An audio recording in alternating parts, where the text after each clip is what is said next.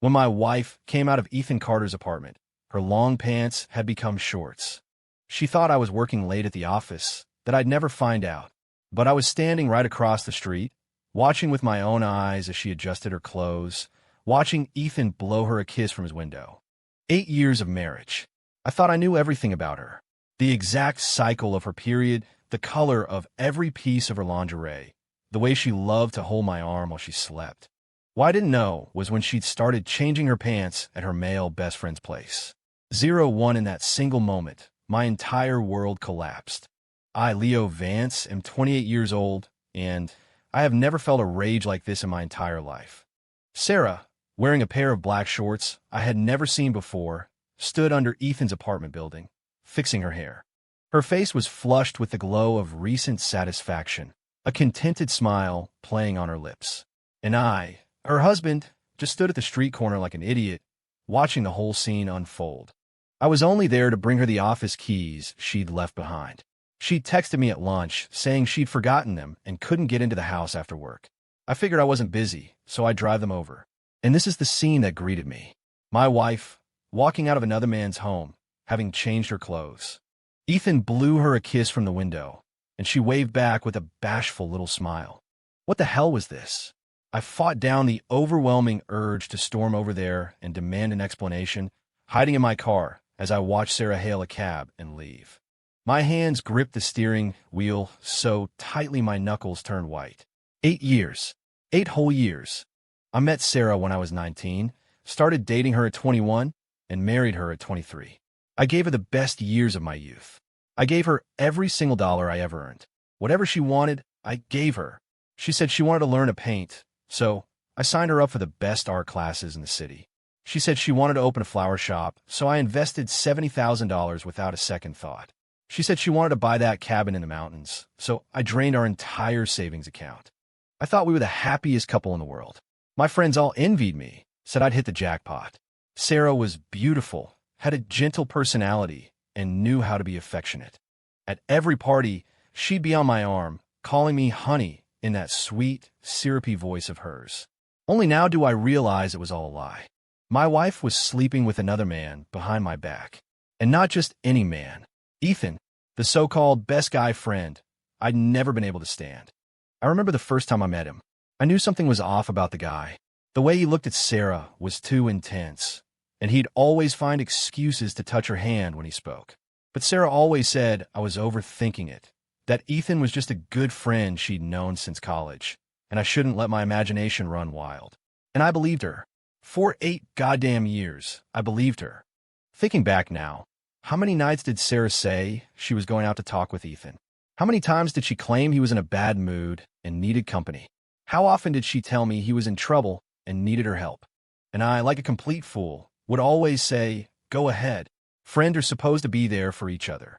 I even helped Ethan find a job once. I even went with Sarah to buy him a birthday present. I am the world's biggest idiot. My phone buzzed. A text from Sarah, hey honey, got caught up chatting with Ethan, so I'm just heading home now. Have you eaten yet? Reading that message, a wave of nausea washed over me. She's still lying. She's still putting on an act. She thinks I'm clueless, so she just keeps spinning her web of deceit. I took a deep breath and typed back, not yet. I'll wait for you. If she wants to play a game, I'll play along. But starting today, the rules have changed. I'm going to make her understand the price of betraying Leo Vance. 02. When I got home, Sarah was already busy in the kitchen. She had changed into loungewear, her hair pulled back in a ponytail, and was frying an egg. Hearing the door open, she turned and gave me a sweet smile. Honey, you're home. I made your favorite, spaghetti bolognese. Seeing her look so innocent, my stomach churned with rage. But I suppressed it, walked up behind her, and wrapped my arms around her waist. Thanks, babe. You didn't have to. It's no trouble, she said, leaning back into my embrace. You worked so hard. The least I could do is make dinner. By the way, I asked casually, what were you and Ethan talking about for so long? Sarah's body tensed for a fraction of a second, but she recovered almost instantly. Oh, nothing much. He's just having a tough time at work and needed a vent. You know how he is, basically a big kid who needs someone to talk to when things go wrong. Is that so? I whispered into her ear. And did you make him feel all better? Of course, Sarah said, turning to face me, her eyes as clear as if nothing had ever happened. That's what friends are for. But don't you worry, I just listened to him. Nothing else. Nothing else? Then how'd your clothes change? How did your long pants become shorts? Where did that blush on your cheeks come from? I almost blurted it all out, but I held my tongue. Now isn't the time. Of course I trust you, I said, kissing her on the forehead. My wife is so good to me. You'd never do anything to hurt me, right? Sarah's smile grew even sweeter. You're the best, honey. You always trust me. Trust? As of today, that word no longer exists between us. During dinner, I watched Sarah closely. She acted completely normal, affectionate, caring, just like always. If I hadn't seen what I saw this afternoon, I would never have suspected a thing. She truly is a natural-born actress. Honey, why aren't you eating? Is it not good? Sarah asked, noticing I was staring off into space. No, it's great. Just a little tired, I said, pushing the pasta around my plate. Things have been crazy with the new project at work. Then you should get some rest early tonight. Your health is the most important thing, she said, thoughtfully placing an extra meatball on my plate. Oh, by the way, Ethan wants to take us out to dinner this weekend to celebrate his new job. Are you free? Ethan's treat? To celebrate a new job? I let out a cold, internal laugh. Sure. Of course I'm free. If they want to put on a show, I'll be their audience. I want to see just how far these two can take their little performance. Later that night, while she was in the shower, I carefully examined the clothes she'd worn. Just as I thought, I'd never seen the black shorts before, and they carried a scent that didn't belong in our home, a distinct men's cologne. What turned my stomach even more were the suspicious stains I found on her underwear. My wife had definitely done something with Ethan this afternoon, and then she came home, completely unfazed, to cook me dinner. This kind of betrayal hurts more than a knife to the heart. I couldn't help but wonder, when did it start? A month ago? 6 months? Longer? On our anniversary. Had she just come from Ethan's bed? While I was buying her gifts, was she thinking about what to get him? When we made love, was she picturing his face? These thoughts coiled in my mind like venomous snakes, making me want to storm out and kill the man. But I couldn't. Impulse solves nothing. What I needed to do was gather evidence. And then I would make them pay. I'll show them just how terrible the consequences are for betraying Leo Vance. 03 the next day at work, I made an excuse to leave the office early. My real destination was the office of a private investigator. I needed concrete proof. The kind of proof that would leave Sarah and Ethan with no room to lie. Mr. Davis was recommended by a friend, a veteran in the business for over a decade. Mr. Vance, I've reviewed your situation, Davis said, lighting a cigarette. To be honest, I've seen cases like yours more times than I can count. The consequences for cheating are so low these days. A lot of people just can't resist the temptation. I want a complete chain of evidence, I said, my voice low and steady. Photos, audio recordings, video. The more detailed, the better. Not a problem, but the price. Money isn't an issue. I pulled a thick stack of cash from my coat and placed it on the table. I just want results. Davis smiled. A man who knows what he wants. I like that. Consider it done. I'll have something for you in a week. 1 week. For 1 week, I would have to watch Sarah lie to my face every day, watch her continue her performance. The thought alone was enough to drive me insane. Back at the office, I tried to force myself to focus on work, but my mind kept replaying that scene. Sarah walking out of Ethan's building. Ethan blowing her a kiss from the window. Her bashful little wave. The image was seared into my brain, impossible to erase. On my way home from work, I got a text from Sarah. Honey, Ethan's having a really rough night, so I'm going to go keep him company. Might be home late. A rough night? Of course, he's in a great mood. He just slept with another man's wife. How could he not be? I sneered and texted back. Okay, be safe. If she was going, I was following. I needed to see with my own eyes what kind of game they were playing.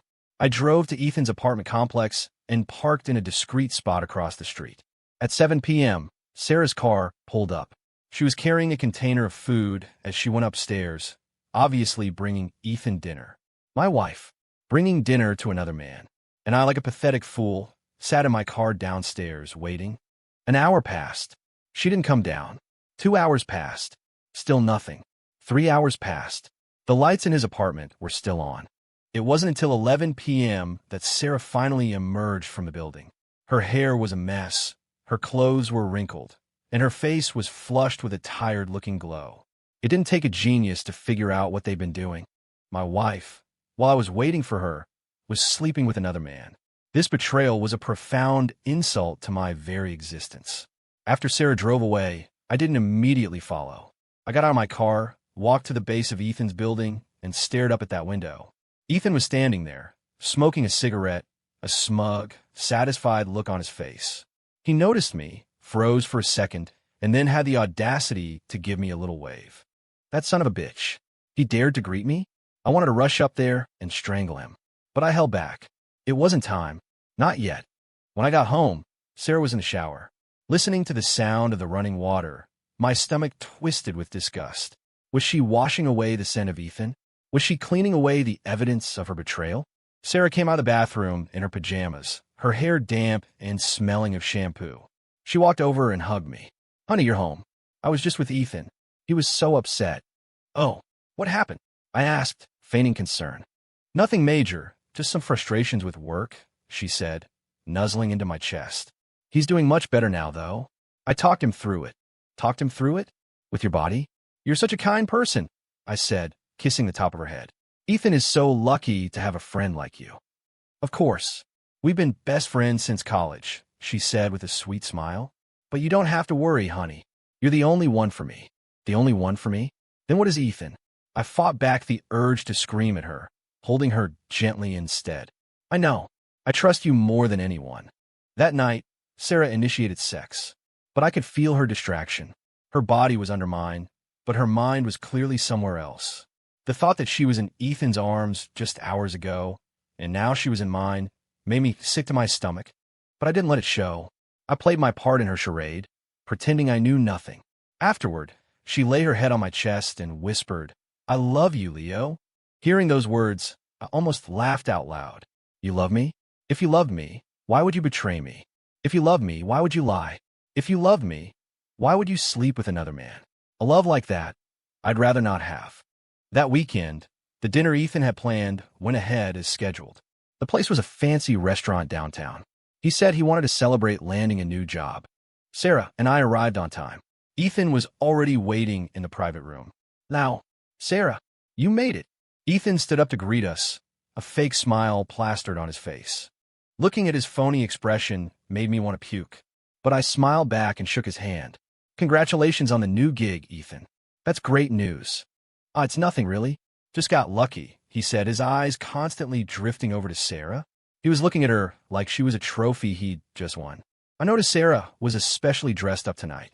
A stunning red dress, perfect makeup. She looked like she was heading out on a date. And who was she trying to impress? The answer was obvious. "Come on, sit down, sit down. The food will be out any minute," Ethan said, gesturing to our seats. The entire meal was torture. On the surface, Ethan and Sarah acted normally, but I could feel the subtle, unspoken understanding between them. Like when Ethan served Sarah some food, his fingers would deliberately brush against hers. Like when Sarah laughed, her eyes would dart to Ethan first, then to me. Like the way they spoke, using inside jokes and references only they understood. To an outsider, these details might seem like nothing. But to me, her husband, each one was a knife twisting in my heart. "Leo, you're not eating. Something wrong with the food?" Ethan asked with feigned concern. "No, everything's delicious. Just haven't had much of an appetite lately," I said with a forced smile. "You've got to take care of yourself," Ethan said with a grin. "Sarah, you been making him soup? Keeping him healthy?" "Of course. I know what my husband needs," Sarah chimed in. "I make him all sorts of healthy meals." At that, a strange glint appeared in Ethan's eyes. "Sarah's a real keeper. You're a lucky man, Leo." "A lucky man? Getting cheated on makes me a lucky man?" I fought the urge to flip the table and continue to play my part. Halfway through the meal, Ethan's phone rang. "Sorry, guys, I have to take this," he said, stepping outside the room. While he was gone, I watched Sarah's reaction. She was distracted, glancing at the door every few seconds, clearly worried about him. "What's wrong? Worried about Ethan?" I asked pointedly. "No, not at all. It's just, he didn't look so good. I think something might be wrong," she explained. "Really? I didn't notice." "Women are more observant," she said with a little laugh. You know how Ethan is. He always keeps things bottled up. She really did know him inside and out, better than she knew me, her own husband. When Ethan came back, he did look a little pale. "What's wrong? Is everything okay?" Sarah asked, her voice laced with concern. "It's nothing, just a small issue with work," Ethan said, waving his hand dismissively, though he avoided making eye contact. "Hey, if you need anything, just say the word. We're all friends here," I offered, playing the part of the magnanimous friend. Ethan glanced at me. "Thanks, Leo. It's nothing major. There's just been a problem at the new company. I might not have the job anymore." "What? How could that happen?" Sarah sounded genuinely panicked. "You said everything was finalized." Seeing her more worked up than I was, I scoffed internally. She cared more about Ethan's career than she did about our marriage. "I don't have all the details yet. I'll find out more tomorrow," Ethan sighed. "Looks like I might be back to job hunting." "Don't lose hope. We'll figure something out," Sarah comforted him. "We can help you look." "We? Since when did it become we?" "That's right," I added, my voice dripping with false sincerity. "Whatever you need, don't hesitate to ask. That's what friends are for." Ethan looked at me with gratitude. "Thanks, Leo. I'm really lucky to have friends like you guys." "Lucky? Sleeping with your friend's wife is lucky, I guess." After dinner, as we were getting ready to leave, Ethan suddenly stopped at the restaurant entrance. "Hey, Leo, Sarah, why don't you two head home? I think I just want to be alone for a bit." "Absolutely not," Sarah said instantly. "You're in a bad mood. We're not just going to leave you here." "Yeah, Ethan, friends stick together," I added. But Ethan insisted, and eventually we had to leave without him. On the drive home, Sarah was completely distracted. "Leo, do you think Ethan will be okay? I'm worried he might do something stupid," she asked. "He'll be fine. He's not a kid," I said. "But I just have a bad feeling. Maybe I should call him." "It's late. Let's not bother him," I said, cutting her off. But I knew she would find a way to contact him. Sure enough, not long after we got home, Sarah made an excuse to go take a shower, but she actually went into the bedroom to make a call. I tiptoed to the door and heard her whispering to Ethan. "Are you okay? I'm so worried about you." "What? You want to see me? But it's so late." "Okay, all right. I'll make up an excuse and come over." Hearing that, my heart turned to ice. She was still going to see him. This late at night, a man and a woman, alone. It was obvious what they were going to do. I quietly returned to the living room and waited to see what ridiculous lie she would come up with this time. A few minutes later, Sarah came out. "Honey, I completely forgot. I promised my friend I'd help her move. She just called and said they have to do it tonight. I have to go help." "Helping a friend move? At this hour?" Did she really think I was a 3-year-old? But I just nodded. "Okay, be safe. Thanks for understanding, honey," she said, kissing my cheek. "I'll be back as soon as I can." Watching her rush out the door, my entire being was filled with a mix of fury and humiliation. My wife could invent any lie imaginable just to have a secret rendezvous with another man. And I, like an idiot, was letting her play me for a fool. But tonight the game ends. I pulled out my phone and called Mr. Davis. "Davis, I have an urgent job for you." Tonight, I was going to catch them in the act. 05 Davis was efficient. Within half an hour, he was set up with his equipment across the street from Ethan's apartment. "Mr. Vance, we'll keep watch from here. Any intimate contact and we'll get it on camera," he said, gesturing to the long lens camera in his hands. I nodded, my eyes glued to the window of Ethan's apartment. At 10:30 p.m., Sarah's car appeared. She hurried upstairs, so frantic that she didn't even notice us parked just down the street. At 11 p.m., the blinds in Ethan's apartment were drawn. But Davis was prepared. His infrared camera could see right through them. For the next hour, I watched on the monitor as my wife and Ethan engaged in the ultimate act of betrayal. They hugged. They kissed. They made love. Every image was like a razor blade slicing through my heart. This was the woman I had loved for 8 years. This was the wife I thought loved me more than anything. "Mr. Vance, do we have enough evidence?" Davis asked quietly. "Yes," I said through gritted teeth. "More than enough." At 12:30 a.m., Sarah finally left Ethan's apartment. She was adjusting her clothes, her face flushed with that same satisfied, glow-eyed scene that first afternoon. Downstairs, she and Ethan shared another long, reluctant goodbye. He held her close, whispering something in her ear that made her playfully slap his arm. It was an intimacy that she and I rarely shared anymore. Watching it all, my heart finally died. It was 1 a.m. by the time Sarah got home. I pretended to be asleep on the couch. She tiptoed over, gently draped a blanket over me, and then went to take a shower. Listening to the running water, I opened my eyes, which burned with a cold, unforgiving rage. Sarah, did you really think your deception was perfect? Did you think I would never find out? You were wrong. Starting tomorrow, you will learn just how high the price is for betraying me. The next morning, Sarah woke up late, her face still showing signs of exhaustion. Honey, why did you sleep on the couch? She asked with concern. I fell asleep waiting for you, I said gently. Did your friends move go okay? Yeah, it went fine. Just a little tiring, she said, avoiding my gaze. Well, you get some rest today. I'm heading to work, I said, kissing her on the forehead. But in my mind, I was already plotting my revenge. Ethan, Sarah, just you wait. 06 over the next few days, I acted as if everything was normal, but secretly, I was gathering more evidence. Mr. Davis provided me with a detailed report, documenting every single time Sarah and Ethan had met over the past 3 months, including dates and locations. Reading it, I finally understood the true depth of their betrayal. They met 2 or 3 times almost every week. Sometimes at Ethan's apartment, sometimes at a hotel, and sometimes, unbelievably, at Sarah's flower shop. My wife was using the business I funded for her to carry on her affair. What infuriated me even more was the report included transcripts of some of their recorded conversations. Leo is such an idiot. He believes every word I say. That was Sarah's voice. I know, right? He trusts you so much. He's like your personal ATM. That was Ethan. Sometimes I almost feel guilty. Guilty about what? You haven't done anything wrong. It's his choice to trust you. Who's to blame for that? You're right. And besides, he loves me so much. Even if he found out, what would he do? Haha. He'd probably thank me for keeping you entertained. Listening to those recordings, my entire body trembled with rage. They didn't just betray me. They mocked me, laughed at me, treated me like a fool. They thought I was weak, that I would never fight back. They were wrong. Completely and utterly wrong. In addition to the recordings, Davis gave me even more damning evidence. Hotel check-in records under both their names. Video of them having sex inside the flower shop. Credit card statements showing Sarah using my money to buy expensive gifts for Ethan. Every piece of evidence was a sledgehammer blow to my heart. But at the same time, each piece was a weapon in my arsenal.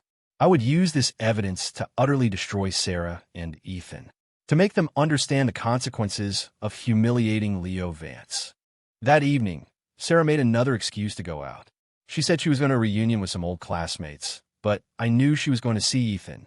This time, I didn't follow her. I had more important things to do. I made a series of phone calls to Sarah's parents, her best friends, her colleagues. Then I called Ethan's friends and coworkers. I was planning a very special get-together, a party that Sarah and Ethan would never, ever forget. On Friday night, I invited Sarah and Ethan over for dinner. Why the sudden dinner party at home? Sarah asked, a little confused. No special reason. Just wanted to have some friends over, I said with a smile. I invited a few other people, too. It's going to be a big night. Other people? Who? You'll see. It's a surprise, I said, keeping it vague. Sarah didn't press the issue and happily agreed. Ethan didn't decline either. From his perspective, it was just another casual gathering. They had no idea it would be the last peaceful moment of their lives. On Friday afternoon, I left work early to prepare. I bought a feast worth of groceries and several bottles of good wine. After all, this was a special occasion. It deserved a proper celebration. A celebration of my impending freedom from betrayal. A celebration of the price Sarah and Ethan were about to pay. At 7 p.m., the guests started to arrive. First came Sarah's parents and a few of her closest friends. Then came Ethan's friends and a couple of his coworkers. Finally, a few of my own good friends showed up. Everyone was a bit confused by the sudden, eclectic gathering, but they all came out of respect for me. Leo, what's going on? This is quite a crowd, said Chloe, Sarah's best friend. Nothing much. Just wanted to get everyone together, I said with a pleasant smile. It's rare that everyone's free at the same time. At 7:30, Sarah and Ethan arrived together. They were visibly shocked to see the packed house. Honey, Why did you invite so many people? Sarah whispered to me. I wanted to give everyone a surprise, I said, taking her hand. You'll see what it is in a little bit. Sarah smiled, but I could feel a tremor of nervousness in her hand. Ethan was the same. His eyes darted around the room, clearly uncomfortable. Their instincts were telling them something was wrong tonight. But it was too late. By 8 p.m., everyone had arrived. I stood in the center of the living room and raised my glass. Everyone, thank you all for coming tonight. I have something very special to share with all of you. What is it, Leo? Someone asked. I smiled and pulled out the projector I had set up earlier. Some photos and videos. About two very special people. The color drained from Sarah's face. Leo, what are you about to show? Something you all deserve to see, I said coldly. Then, I turned on the projector. The first image flashed onto the wall. It was the photo of Sarah leaving Ethan's apartment, adjusting her shorts while Ethan blew her a kiss from the window. The room fell silent. Sarah's face went completely white. Leo, you don't talk. I cut her off. The best is yet to come. The slideshow that followed documented every one of Sarah and Ethan's secret meetings over the past 3 months. The hotel check-ins, the illicit encounters in the flower shop, and finally, the audio recording of them mocking me. Each piece of evidence landed like a bombshell, stunning everyone in the room. Sarah's mother was the first to react, pointing a trembling finger at her daughter. You shameless girl, how could you do something like this? Sarah's friends stared at her in disbelief. Ethan tried to speak up. Everyone, just listen, it's not what you think. Not what we think. I sneered. Then tell me, where did these photos and recordings come from? Ethan opened his mouth, but no words came out. Suddenly, Sarah dropped to her knees, grabbing my legs and sobbing. Leo, I'm sorry I was wrong. Please forgive me. Looking down at her, I felt nothing. No pity, only a profound sense of disgust. Forgive you. I kicked her hand away.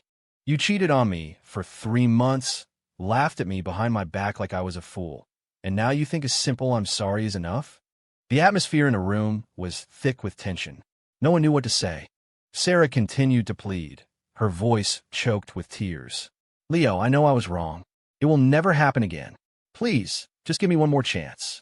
A chance. I looked down at her, my voice dripping with contempt. Did you ever think about giving me a chance?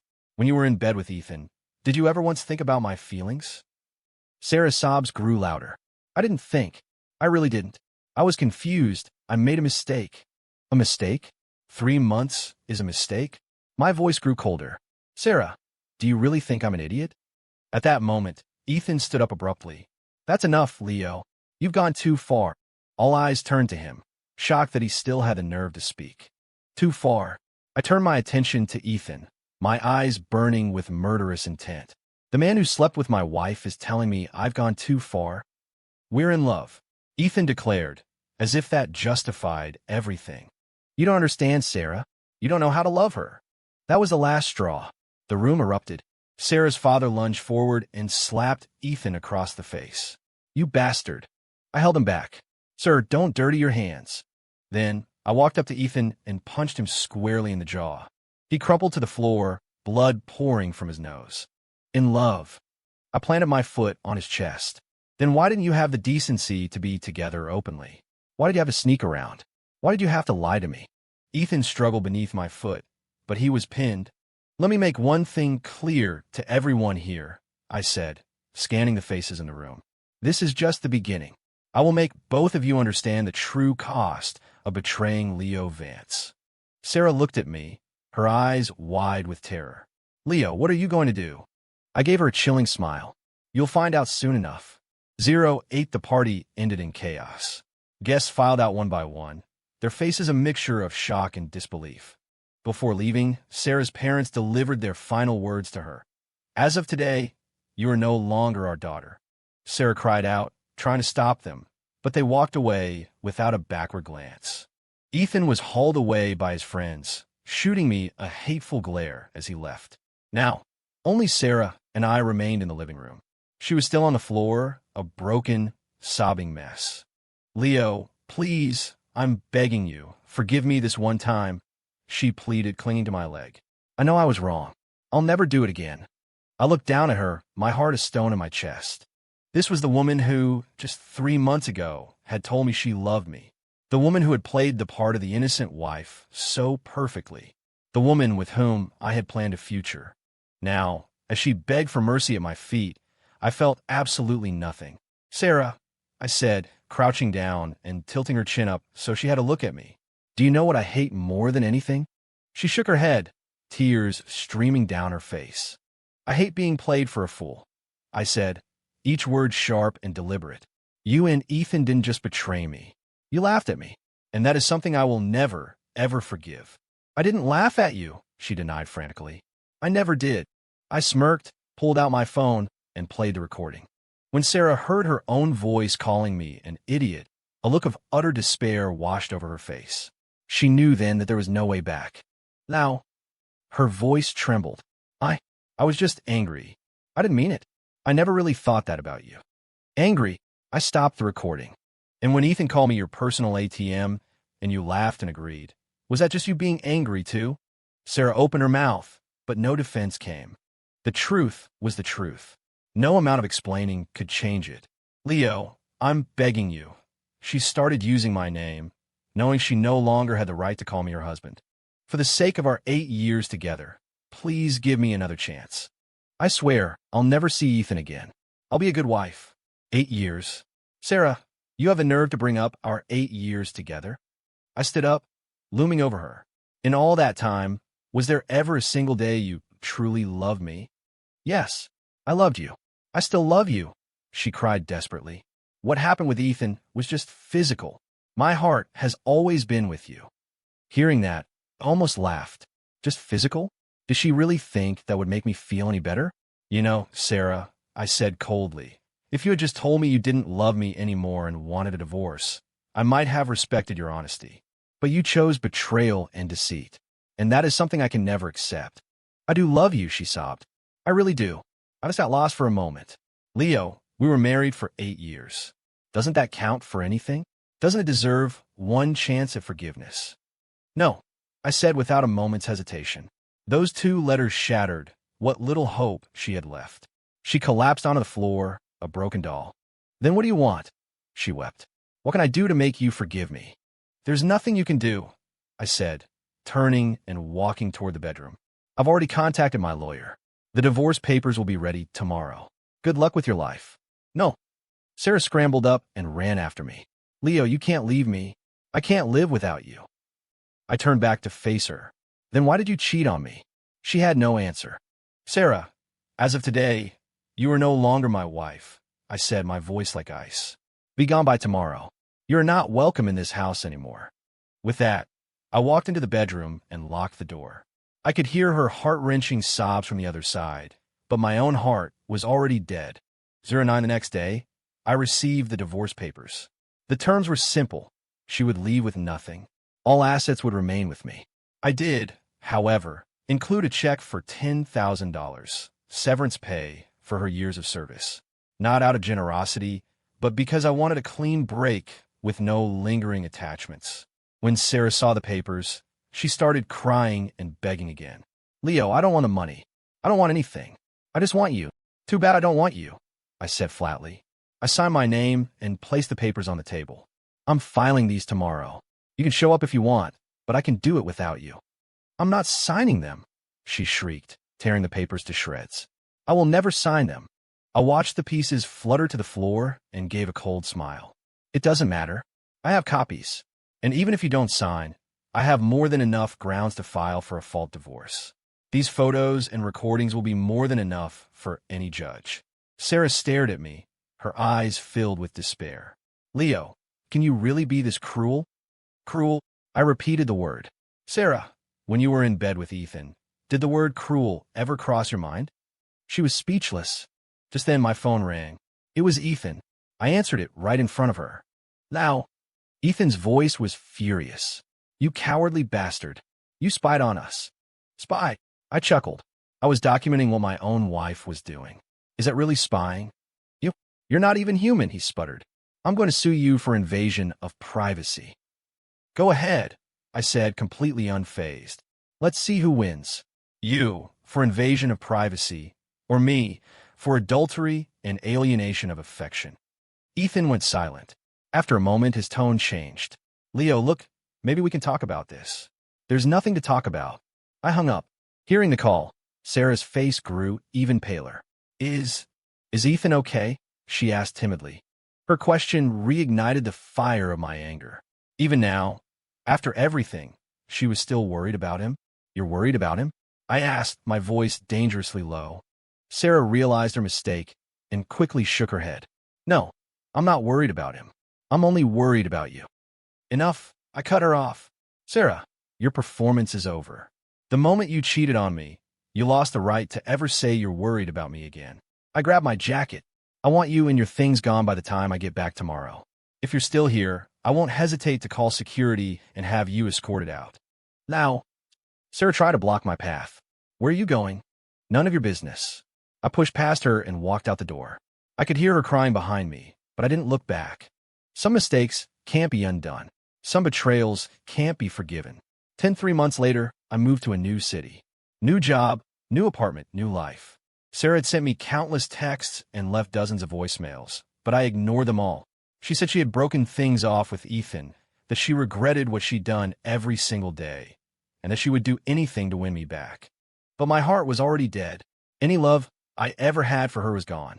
A friend told me that because of the scandal, Sarah's reputation in our old circle was completely ruined. Her flower shop went out of business, her friends ghosted her, and even her own parents refused to see her. She had become a wreck, a shadow of her former self. Hearing this, I felt nothing. This was the price of betrayal. As for Ethan, I heard his company fired him for the damage the incident had caused to their public image. Now, he was struggling to find work. His name was toxic. He got what he deserved. A year later, a friend told me Sarah had a nervous breakdown and was hospitalized. He asked if I was going to visit her. I said no. Leo, she was your wife. And look at the state she's in. Don't you feel even a little bit sorry for her? He asked. No, I said plainly. She made her choices. These are the consequences. A few months after that, I received a call from an unknown number. It was Sarah's voice, but it was weak and frail. Now, it's me. My first instinct was to hang up, but for some reason, I didn't. I know you don't want to talk to me, she said, her voice trembling, but I wanted to tell you. I'm leaving. Leaving? I frowned. I have severe depression. The doctors say I'm a suicide risk, she said with a bitter laugh. Maybe it's for the best. At least I won't be in pain anymore. For a fleeting second, I felt a flicker of something, but it vanished as quickly as it came. So why are you calling me? I asked coldly. I just wanted to hear your voice one last time before I go, she sobbed. Leo, I am so sorry. If there's a next life, I promise I will never hurt you again. Sarah, I interrupted. If there's a next life, I hope we never meet. I hung up the phone. A week later, I got the news. Sarah had killed herself. In her suicide note, she wrote that she had destroyed her own life, that she was sorry, and that she hoped I could find happiness. When I heard the news, I was sitting in my office, watching the sunset. I thought I would feel something, anger, sadness, maybe even relief. But there was nothing, a complete void. Sarah's death felt as distant as the death of a stranger. My heart had died the moment she betrayed me. Not long after, I learned that when Ethan heard about Sarah's death, he suffered a complete psychotic break. He was now in a psychiatric hospital, incoherent and lost to the world. Some might call it karma. I think that's the perfect word for it.